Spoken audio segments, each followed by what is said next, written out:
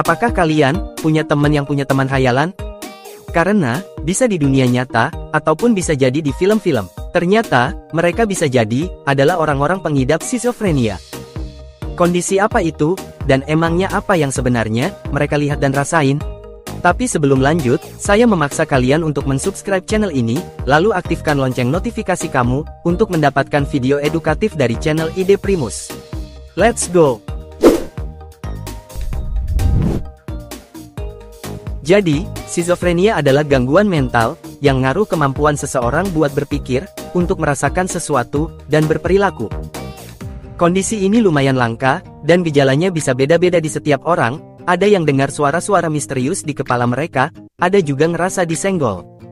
Padahal enggak ada apa-apa, malah bisa juga ada yang percaya kalau dirinya adalah orang lain. Kalau kita aja sehari-hari aja susah ngambil keputusan, mereka bisa lebih parah lagi. Terus apa yang bikin sebenarnya orang bisa terkena skizofrenia? Jadi, peneliti bilang, kalau penyebab pasti skizofrenia itu belum diketahui. Tetapi secara umum penyebabnya, nggak cuma satu hal, melainkan kombinasi faktor genetik, dan faktor luar. Misalnya lingkungan, stres, atau konsumsi narkotika. Para peneliti juga menduga, kalau orang dengan skizofrenia punya lebih sedikit materi abu-abu di otaknya, padahal bagian itu penting banget buat berpikir, dan menimbang sesuatu. Otak mereka juga lebih sensitif sama hormon ini, yang bikin otak terlalu aktif, jadi bisa bikin halusinasi dan delusi. Terus, ada terlalu banyak zat kimia ini di otak mereka, yang ngeganggu kemampuan berpikir, dan bikin memori jadi susah terbentuk. Kalau gitu, gimana caranya biar orang sembuh dari kondisi ini? Sayangnya, belum ada obat yang bisa nyembuhin skizofrenia. Cuma, bukan berarti mereka nggak bisa dapetin pertolongan.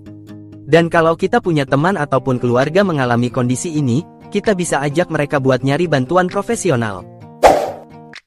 Dan sayangnya, orang dengan skizofrenia masih mengalami perlakuan tidak adil.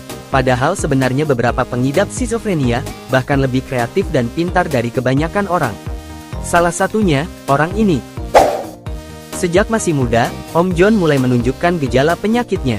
Walaupun begitu, Om John punya kemampuan otak di atas rata-rata, sampai penghargaan Nobel pun dia dapetin, dan kisahnya diceritain di dalam Nobel.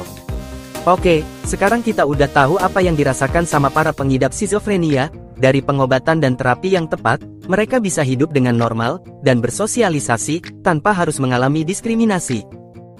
Dan tugas kita adalah, buat membantu mereka bukan malah ngejauhin. Sekian video kali ini, jika ada yang ingin kalian pertanyakan, tulis jawaban, dan pendapat kalian di kolom komentar di bawah. Dan jangan lupa untuk like, share, dan subscribe Ide Primus, agar kalian tidak ketinggalan video-video baru kami. Sumber yang digunakan dalam video ini, dapat kalian lihat di kolom deskripsi. Terima kasih sudah menonton, dan sampai jumpa di video berikutnya.